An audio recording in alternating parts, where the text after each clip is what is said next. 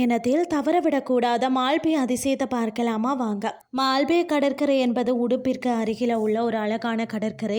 இதன் தங்க மணல், பனை மரங்கள் மற்றது அழகான அரபிக்கடல் காட்சிக்கு பெயர் பெற்றதுன்னே சொல்லலாம்.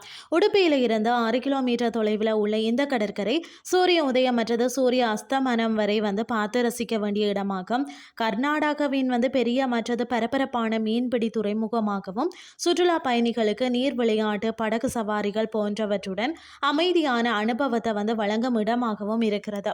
நீர் விளையாட்டுகள் மற்றது பார்த்தீங்கன்னா பாரா செயிலிங், பனானா போட் சவாரி, ஜெட் இஸ்கி போன்ற சாகச செயல்கள் இங்கு மிகவும் பிரபலம்னு சொல்லப்படுகிறது. அது மட்டும் இல்லாமல் பார்த்தீங்கன்னா உடுப்பி கிருஷ்ணர் கோவிலுக்கு அருகில் உள்ள முக்கியமான சுற்றுலா தலமான மால்பே கடற்கரையில் வெள்ளி போன்ற வெள்ளை மணல், நீல நிற அலைகள், அரபிக்கடலின் அற்புதமான காட்சிகள் மற்றது பார்த்தீங்கன்னா பனைமரங்கள் நிறைந்த கடற்பகுதியாக இருக்கிறது.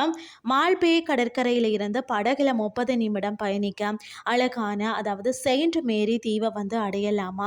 இது இயற்கையின் புவியியல் அதிசயமாக கருதப்படுகிறது. பாசால்ட் ஹெக்ஸகனல் பாறைகள் 88 மில்லியன் ஆண்டுகளுக்கு முன் ஏற்பட்ட எரிமலை வெடிப்பால் உருவானவை. இந்த தீவு எரிமலை குழம்புகளால் உருவான ஒரு தனித்துவமான அறுகோண வடிவ பாசால்ட் பாறைகளுக்கு புகழ் பெற்றதாம். அது மட்டுமில்லாமல் வெள்ளை மணல், சுத்தமான நீர் போன்றவை இந்த தீவை ஒரு சொர்க்கமாக காட்டும்.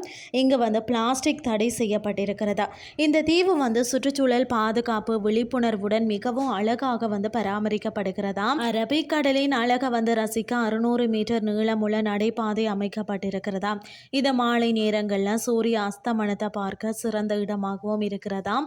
அலைகளின் மீது பார்த்தீங்கன்னா நடப்பது போன்ற உணர்வை தரும் கர்நாடகாவின் முதல் மிதக்கும் பாலம் இங்கிருக்கிறது. கடற்கரை ஓரங்களில் பார்த்தீங்கன்னா கடைகளில் புத்தம் புதிய கடல் உணவுகள் மற்றது உள்ளூர் தின்பண்டங்கள் அதிக அளவில் கிடைக்கிறதாம்.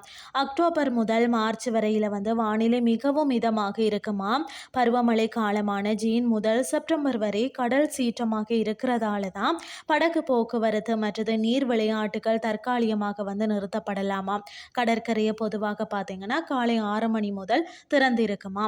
தீவுக்கான படகு பார்த்தீங்கன்னா காலை 9:30 இருந்து மாலை 5 மணி வரை இயக்கப்படுகிறதா.